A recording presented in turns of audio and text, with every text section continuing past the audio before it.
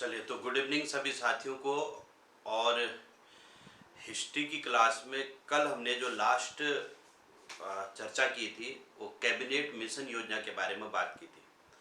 हमने कहा था कि 1946 में कैबिनेट मिशन योजना भारत आई थी और इसी योजना के तहत दो बातें हुई थी। एक तो संविधान सभा का गठन हुआ था और दूसरा अंतरिम सरकार बनी थी। इन दोनों चीज़ों को ध्यान रखना है, संविधान सभा का गठन और अंतरिम सरकार। ठीक है, तो उसी संविधान सभा के गठन और अंतरिम सरकार पर हम चर्चा करते हैं, इन दोनों को समझते हैं और फिर उसके बाद भारतीय स्वतंत्रता अधिनियम के द्वारा भारत को आज़ाद कर दिया गया।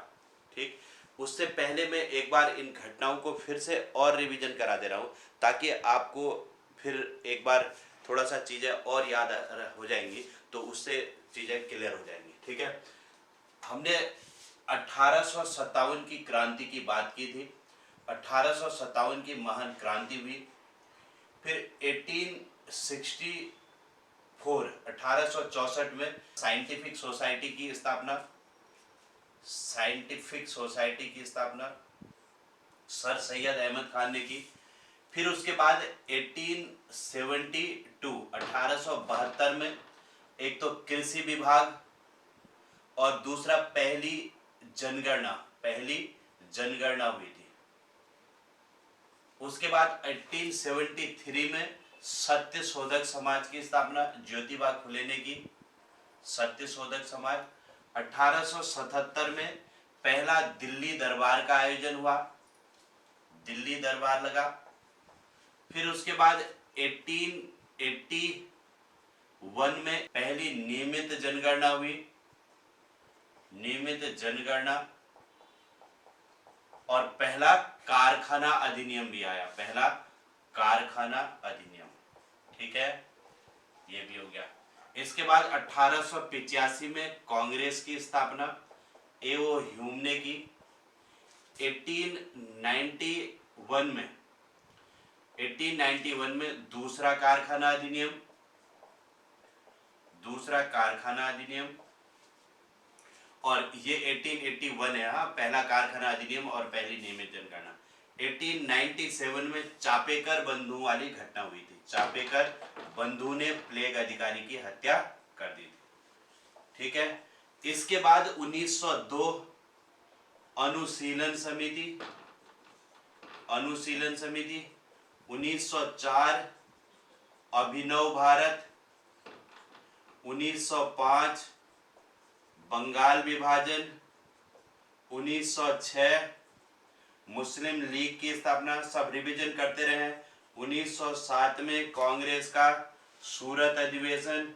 1908 में तिलक को जेल और खुदीराम बोस और प्रफुल्ल चाकी की घटना हुई थी। खुदीराम बोस और प्रफुल्ल चाकी ने मजिस्ट्रेट किंग फोर्ट की हत्या कर दी थी। ठीक है, तो 1908 तक की चीजें ये हमारी क्लियर होगी। अब यहां से आगे बढ़ते हैं और बात करते हैं सन 1909। 1909 में क्या हुआ देखो।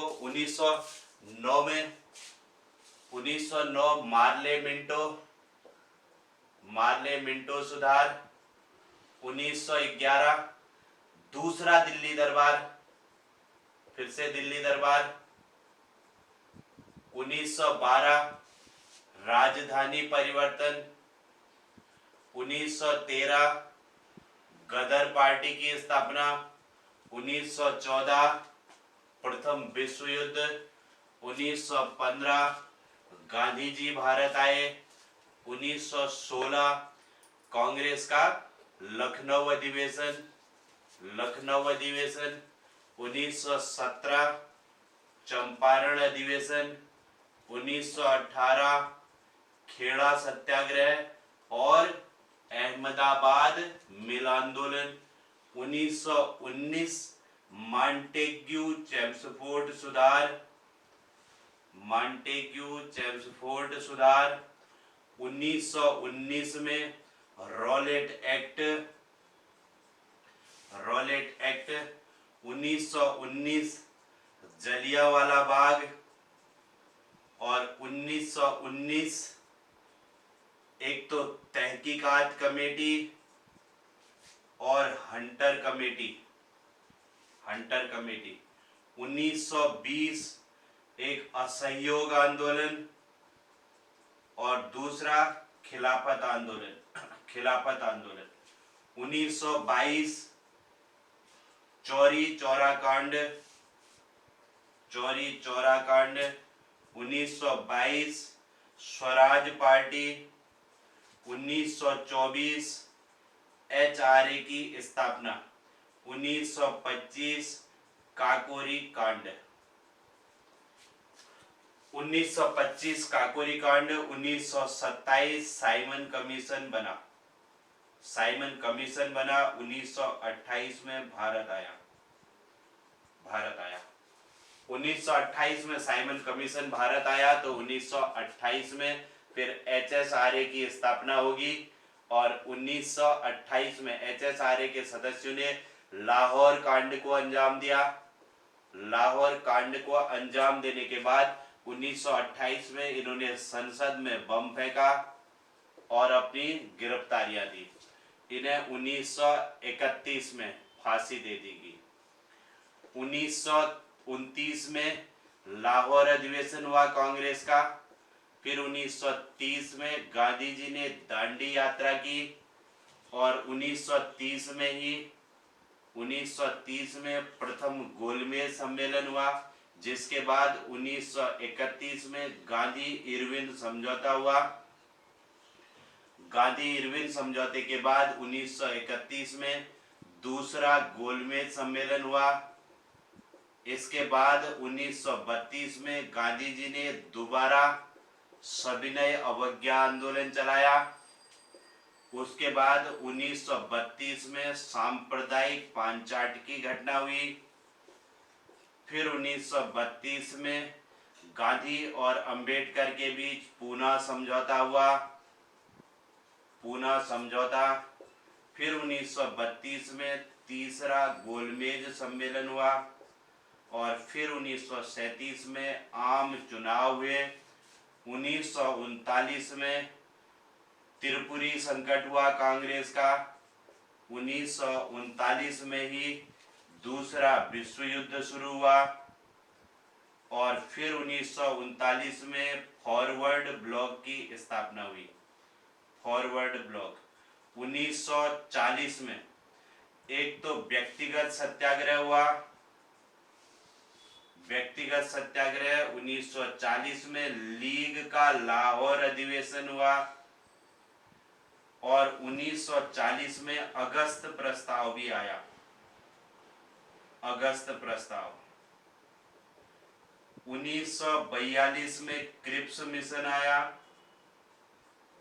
क्रिप्स मिशन आया 1942 में ही क्रिप्स मिशन के साथ भारत छोड़ो आंदोलन चला और INA की स्थापना भी हुई। 1942 तक की ये घटनाएं हमने यहाँ पर समझ ली है। अब देखो जरा इनको, क्या समझ में आई इतनी घटनाएं आपको? रिवीजन हो रही है या खाली लिखना हो रहा है? ये 1942 तक हो गया। 1945 में एक तो वेवेल योजना आई थी, वेवेल योजना और शिमला सम्मेलन, इन दोनों को ध्यान रखेंगे, शिमला सम्मेलन। जबकि 1946 में क्या क्या हुआ था? एक नौसैनिक विद्रोह हमने कहा था, नौसैनिक विद्रोह। और 1946 में दूसरा क्या हुआ था? कैबिनेट मिशन भारत आया। कैबिनेट मिशन आया और इसी कैबिनेट मिशन के तहत 1946 में एक तो संविधान सभा बनी, संविधान सभा बनी और दूसरा 1946 में संविधान सभा बनने के बाद क्या हुआ? अंतरिम सरकार बनी। अंतरिम सरकार बनी, ठीक है। अंतरिम सरकार और संविधान सभा का गठन यहाँ पर हुआ। तो इन्हीं पर हम आज चर्चा करेंगे, अंतरिम सरकार और संविधान सभा में। और उसके बाद माउंटबेटन योजना 1947 में, माउंटबेटन योजना कहते हैं इसे, माउंटबेटन योजना। और फिर 1947 में भारतीय स्वतंत्रता अधिनियम। इसी अधिनियम के तहत 15 अगस्त 1947 को भारत आजाद कर दिया गया। तो ये है सारी घटनाएं। अब आप इसको जल्दी से अच्छे से एक बार पढ़ लो, अच्छे से इनको सबको रिवीजन कर लो जल्दी से। 2 मिनट का टाइम है, फिर मैं इसमें आगे बढ़ रहा हूँ। और बात कर रहे हैं इसमें अंतरिम सरकार और संविधान सभा।